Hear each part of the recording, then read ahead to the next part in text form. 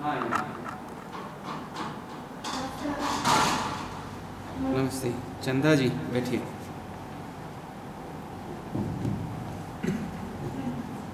Mask हटा दीजिए। आप उदयपुर से हैं? क्या कर रहे हैं अभी? पटवारी पद पर हैं। अपने बारे में बताइए कुछ। जी सर, मेरा नाम चंदा गोयल है। मैं गोविंदा तहसील के उदयपुर जिले से निवासी हूँ और मैंने पॉलिटिकल, पब्लिक और हिस्ट्री से बीए कर रखा है और पब्लिक में मैंने एमए कर रखा है। आपकी हॉबी सिलाई करना है? जी सर। ऐसा क्यों है? ये यूनिक सा है सिलाई करना। जी सर, बचपन से सर मुझे सिलाई का शौक था। मेरे दीदी कपड़े सिलते थे और इसके अलावा सर हमारी आर्थिक कंडीशन इतनी अच्छी नहीं थी कि हम ज़्यादा कपड़े अफोर्ड कर पाए, लेकिन पसंद था मुझे, तो ये नया नया सीख के पहनना भी पसंद था। तो आवश्यकता की जमी सर, इससे मैंने सिलाई सीखी। तो हॉबी आपकी मजबूरी रही है? मजबूरी नहीं सर, उस समय ज़रूरत थी, लेकिन अभी मेरी इच्छा और मन पसंद है। क्या कैसे सिलाई करते हैं? मैं सर लेडीज़ के अंदर सलवार सिलना पसंद करती हूँ। इसके अलावा फ्रॉक और राजपूती पोशाक। सिलाई से आपको नहीं लगता है कि कहीं ना कहीं आप महिला हैं तो हॉबी का चयन भी आपने ऐसा ही किया है जो महिलाओं को पसंद होती है? पुरुष आज के समाज में सिलाई करना पसंद नहीं करते हैं, ऐसा क्यों है? माफ़ कीजिए सर, मैं आपकी इस बात से थोड़ा असहमत हूँ, क्योंकि हमारे यहाँ पर प्रसिद्ध टेलर भी पुरुष हैं और वो भी महिलाओं के कपड़े सिलते हैं, तो पुरुष भी है टेलर काफ़ी ज़्यादा। कुछ नाम बताएं। माफ़ कीजिए सर, मुझे याद नहीं है। तो ऐसे कैसे पता चलेगा कि पुरुष भी हैं? मैंने जो सोसाइटी में अनुभव किया है, सिलाई करना महिलाओं के क्षेत्राधिकार में शामिल है। पुरुष इसमें जो है इस सीमा को लांघते नहीं हैं। अगर जब तक कि उनकी व्यावसायिक मजबूरी नहीं होती है तब तक वो इस क्षेत्र में आना पसंद भी नहीं करते हैं। नहीं सर, वो एक शौक से भी करते हैं। कई डिज़ाइनर हैं जिन्होंने बड़ा नाम कर रखा है। नहीं, आप छोड़िए, उन बड़े बड़े स्तर पर छोड़िए। आप तो हमारी सोसाइटी की जहाँ से आप आते हैं, गोगुंदा उदयपुर, वहाँ का क्या सीन है? क्या वहाँ पुरुष सिलाई करते हैं? जी सर, वहाँ पुरुष सिलाई करते हैं। वो महिलाओं के कपड़े भी सिलते हैं और पुरुषों के लिए भी सिलते हैं। तो आप महिला पुरुष समानता के पक्ष में हैं। जी सर। आप बताया आप पटवारी पद पर कार्यरत हैं, तो पटवारी रहते हुए आपने हक तर्क के बारे में सुना होगा। हक तर्क एक तरीका होता है जिसके आधार पर कोई भी व्यक्ति अपने अधिकारों को दूसरों के लिए छोड़ देता है, समर्पित कर देता है। जानकारी है आपको? जी सर। उसमें आपने अनुभव किया होगा कि हक तर्क अधिकांशतः महिलाओं द्वारा किया जाता है पुरुषों के पक्ष में। क्या विचार है आपका? सर, हमारा सामाजिक ढांचा इस प्रकार से बना हुआ है, जहाँ पुरुष प्रधान समाज रहा हुआ है प्रारंभ से, तो महिलाओं को शादी करके अगले घर जाना होता है, तो वो कई बार अपना हक अपने भाई को देके चले जाते हैं। लेकिन वर्तमान परिप्रेक्ष्य में सर समाज बदल रहा है और महिलाओं की इच्छा पर निर्भर करता है। वो चाहे तो अपना हत्या करे। नहीं, इच्छाओं पे नहीं है, आज तो मजबूरी हो गई है।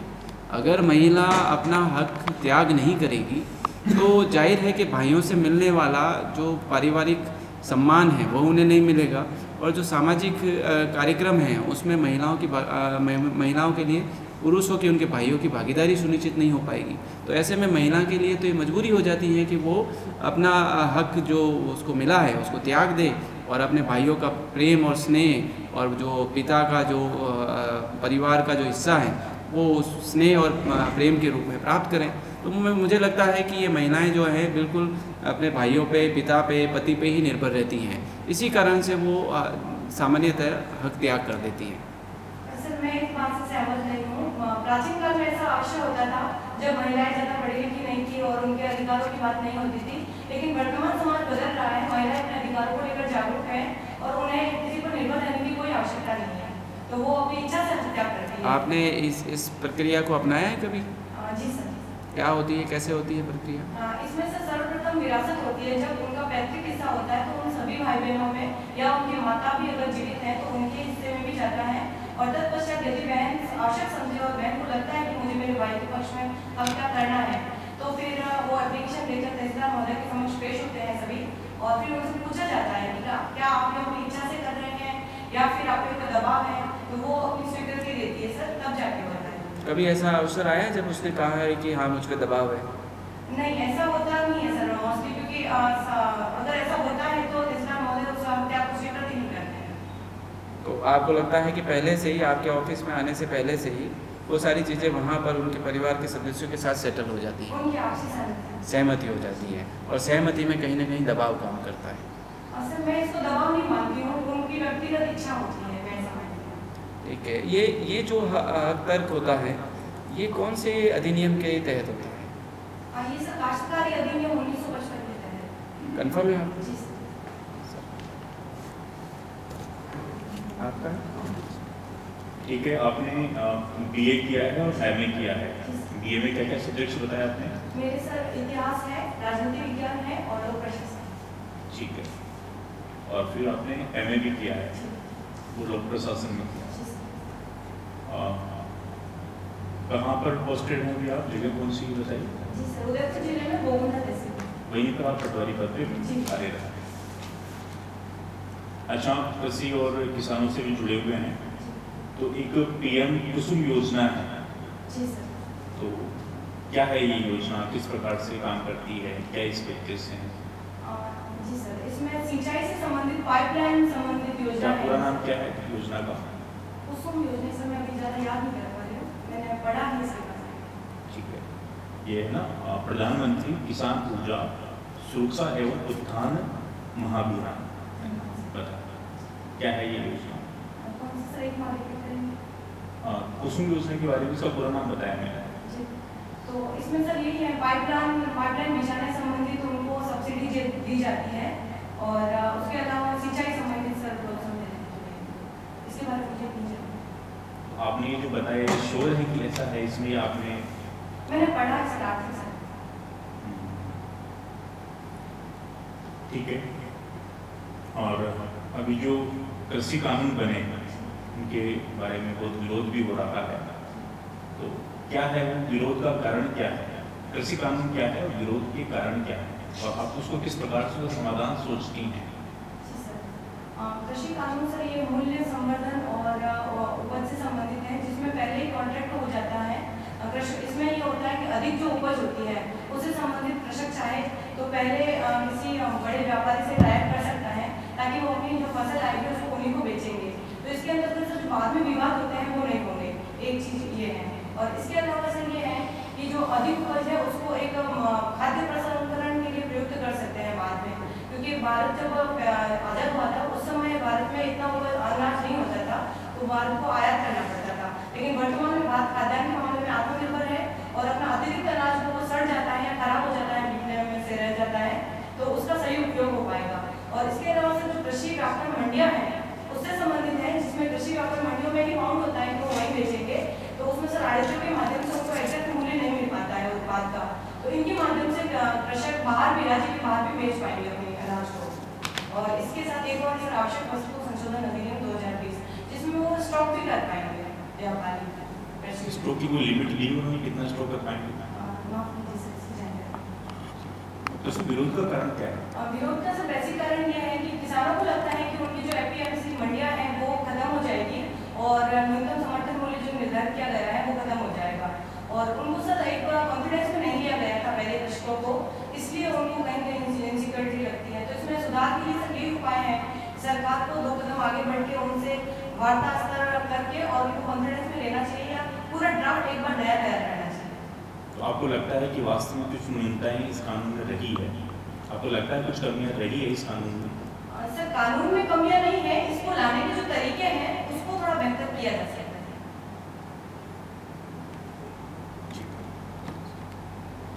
अच्छा चंदा जी, हाँ अभी आप पटवारी पद पे कार्य कर रही हैं ना, तो महिला होने के नाते आपको कुछ समस्याओं का सामना करना पड़ता है?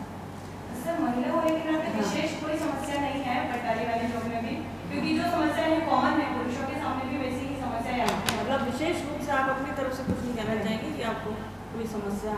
अच्छा, कोई ऐसी विशेषता है जो आपको लगता है महिला होने के नाते प्रशासन में उपयोगी सिद्ध हो सकती है? जी मैम, ये थोड़ी संसाधनों की मैम कमी रहती है। आज हम ODF की बात करते हैं और हर जगह शौचालय की बात करते हैं, जबकि कई तहसील मुख्यालय भी ऐसे हैं जहाँ अभी तक शौचालय की सुविधा नहीं है, तो इस तरह के संसाधन हमें अवश्य चाहिए। नहीं, मैं ये पूछ रही हूँ जैसे महिलाओं की कोई ऐसी विशेषता है जिससे आपको लगता हो कि वो प्रशासन में महिलाओं की भागीदारी अगर बढ़ती है तो उसका उपयोग ज़्यादा से ज़्यादा हो सकता है जी मैम, एक प्रशासनिक अधिकारी के रूप में। जी मुझे लगता है मैम महिलाएं ज़्यादा संवेदनशील होती हैं और उनमें इंटरेक्ट करने की जो क्षमता होती है वो भी ज़्यादा होती है। समन्वय का गुण बेहतरीन होता है। वो एक घर परिवार और जॉब में भी बेहतर समन्वय करती है। ठीक उसी प्रकार वो अपने जॉब में भी समन्वय करके बेहतर रिजल्ट देते हैं। लेकिन कई बार ऐसा किससे भी आ सकता है संवेदनशीलता की, जैसे आप बात कर रहे हैं, तो हमें एक प्रशासनिक अधिकारी के रूप में कई बार कड़े निर्णय भी लेने पड़ते हैं। जैसे आप कहीं गई हैं और मान लीजिए कोई अतिक्रमण किया हुआ है, अतिक्रमण मान लेते हैं उनकी मजबूरी है, कोई भी ले लेते हैं, मान लीजिए किसी ने अपनी दुकान खोल रखी है, छोटा सा ठेला चला रखा है, अब वो उनकी मजदूरी है इसलिए उनको ये अपना वहाँ ठेला रखना पड़ रहा है। वहाँ उनका परिवार भी देखती है, बच्चा रो रहा है, उसको खाना नहीं मिल रहा, इस तरह का आपको माहौल वहाँ दिखने को मिल रहा है। तो आप उस ऐसी स्थिति में क्या जो है निर्णय लेंगे, क्योंकि संवेदनशीलता हमारी हो जाता है, सहानुभूति भी उसके साथ जुड़ जाती है, लेकिन हमें वहाँ पे जो नियम है उसके अनुसार से कुछ निर्णय भी लेने हैं। तो ऐसी स्थिति को आप कैसे हैंडल करेंगी अपने? जी मैम, इसके लिए सर्वप्रथम एक 91 की रिपोर्ट बनती है मैम, P14 के तहत पटवारी की रिपोर्ट और वो लगती है। तो तहसीलदार महोदय के पास पटवारी को रिपोर्ट तो करनी होगी क्योंकि ये उसकी ड्यूटी होती है, तो अतिक्रमण संबंधी जानकारी तो उन्हें देनी ही होगी। लेकिन तहसीलदार महोदय के पास एक पावर होता है कि वो चाहे तो ऐसे व्यक्ति जो वास्तव में जरूरतमंद है तो उनके लिए अस्थायी रूप से उन्हें आवंटित भी कर सकते हैं। वो जगह जो गैर खातेदारान के रूप में होती है, उनकी सुनवाई होती है बाकायदा कि उनकी ऐसी क्या मजबूरी है ऐसा कोई। और इसके अलावा ये है कि यदि वास्तव में वो जरूरतमंद है और वहाँ अगर उनको कब्जा नहीं दिया जा सकता है तो उनके लिए वैकल्पिक व्यवस्था की जा सकती है। तो इस तरह का निर्णय लेने का करेंगे कि इस तरह से लिया जा सकता है। अच्छा, अब जैसे हम प्रशासन की बात कर रहे हैं तो प्रशासन के साथ शासन भी, गवर्नेंस जो होता है वो भी जुड़ा रहता है, तो दोनों में क्या अंतर है, क्या उपयोग ले सकते हैं या बेहतर कैसे बना सकते हैं दोनों को सम्मिलित करके? जी मैम, प्रशासन और शासन के जो मिले जुले डिसीजन होते हैं जो जनता पर इम्प्लीमेंट करने होते हैं, वास्तविक जो डिसीजन इम्प्लीमेंटेशन का कार्य होता है वो प्रशासन करता है और नीति निर्माण संबंधित कार्य होता है वो शासन करते हैं। और लेकिन सुझाव हमेशा प्रशासन के रहते हैं क्योंकि वो फील्ड से भी जुड़े हुए होते हैं और जनप्रतिनिधि है अगर शासन के व्यक्ति तो उनका भी फिर उनमें इन्वॉल्व। कई बार हमें क्या इनका जो एक गैप दिखाई देता है या दोनों के बीच एक समानता नहीं दिखाई देती कि मिलजुल के तभी सही निर्णय नहीं हो पाते। तो ऐसी स्थिति में आप कैसे इन दोनों के बीच सामंजस्य बनाए रखें? जी मैम, ऐसी बातें कई बार देखने में आती है कि राजनीतिक दबाव की स्थिति आती है, लेकिन मैं इस बात से ज़्यादा सहमत नहीं हूँ क्योंकि जो जनप्रतिनिधि होते हैं उनकी सामान्य सी फोन कॉल्स अगर वो करते हैं तो सामान्य से कार्य करवाने के लिए होते हैं वो, जो कि लीगल कार्य होते हैं और उनके ऊपर भी एक नैतिक जिम्मेदारी होती है कि लोगों ने उनको वोट दिया हुआ है तो वो कार्य जनता का प्रायोरिटी पे लेके करें। और प्रशासन का कार्य वैसे ही है ही मैम की सेवा प्रदाता के रूप में है तो उन्हें करना ही चाहिए। तो हमें अगर लीगल है तो हमें कर लेना चाहिए कार्य, कोई इशू नहीं। मैडम, आप उसी तहसील में हो जिस तहसील की रहने वाली हो, वहीं पोस्टिंग है आपका? जी सर, वर्तमान में मैं उसी में हूँ। जी। तो एक छोटा सा सवाल है आपसे कि आजकल बाल विवाह निषेध कानून बना हुआ है और आप जिस तहसील में कार्यरत हो, अक्सर और पेशतर ये देखा जाता है कि वहाँ पर बाल विवाह ही आयोजित होते हैं ज़्यादातर, और जनप्रतिनिधियों की तरफ से भी कुछ ऐसा आंख मूंदने की बात आती है कि भाई चलो देखो जो लोग हमें वोट दे रहे हैं, कभी एक बच्चे के साथ दूसरे की भी शादी हो रही हो तो नज़रअंदाज करना। लेकिन चूंकि गांव की सबसे छोटी इकाई की अधिकारी आप होती हो अपने सर्किल की, और आपकी ये नैतिक जिम्मेदारी होती है कि सरकार को सूचित करो कि कहीं बाल विवाह होने जा रहा है, ऐसी स्थिति में आप क्या करोगे? सर, यदि मेरे सामने ऐसी स्थिति आती है तो मैं बाल विवाह का विरोध करूंगी और इसके लिए मैं रिपोर्ट बना के तहसीलदार महोदय के समक्ष जरूर पेश करूंगी क्योंकि बाल विवाह को किसी भी तरीके से सर सही नहीं ठहराया जा सकता। एक गरीब इंसान जिसके पास में 2 बेटियां हैं, जिसकी एक बेटी के लिए शादी लायक उसके पास पैसा है, वो बालिग है और दूसरी छोटी भी है और बच्चे दोनों गौना नहीं करते हैं, लेकिन वो चाह रहा है कि उसी एक ही खर्चे में दोनों बेटियों का विवाह हो जाए। ऐसे में जिस नाबालिग बच्चे की शादी हो रही है उसके परिवार की पृष्ठभूमि को देखते हुए आप क्या निर्णय लोगे? मैं सर उनको कन्विंस करूंगी कि उनकी बड़ी बेटी की शादी यदि वो करना चाहते हैं, उनके पास इतना पैसा है तो वो लगाकर कर दीजिए, और जो छोटी बेटी है उनके लिए सर ऐसी सरकार की इतनी सुविधाएं और योजनाएं चल रही हैं जिनमें उनका शिक्षा पर ध्यान दूंगी। यदि वो बच्ची पढ़ लिख कर आगे अपने पैरों पर खड़ी हो जाती है, आत्मनिर्भर होती है, तो उन्हें जरूरत ही नहीं पड़ेगी पैसा खर्च करना पड़ेगा, वो अपना खर्चा स्वयं निकाल लेगा। उस क्षेत्र में आपने इतनी बच्चियों की पढ़ाई देखी है क्या उस क्षेत्र में? सर, उस आदिवासी बेल्ट में मैं आपसे पूछना चाह रहा हूँ जी सर, कि बच्चे आत्मनिर्भर हो जाए। अभी तक तो सर कम थी, उधर विकास कम था, तो सरकार की जो योजनाएं चल रही है उसे TSP घोषित कर दिया है और इनके माध्यम से महिलाओं के साथ जो नामांकन है बच्चियों का स्कूल में, वो जरूर बढ़ रहा है सर, बहुत ज़्यादा।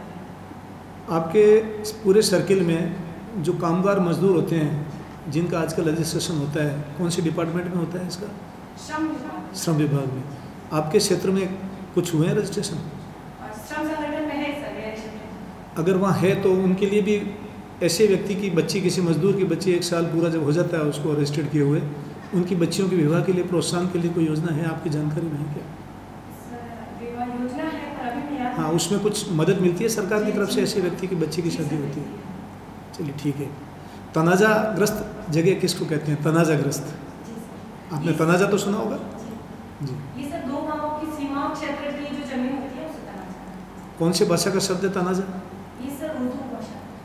तो ये ज़्यादातर हम तो हिंदी भाषी क्षेत्र में रहने वाले हैं। आपके अभी तक रेवेन्यू डिपार्टमेंट के अंदर जो कुछ शब्द ऐसे हैं, पुलिस और रेवेन्यू दोनों में, जो अभी तक परंपरागत रूप से मुगल काल से चले आ रहे हैं, इसके पीछे क्या कारण रहा है?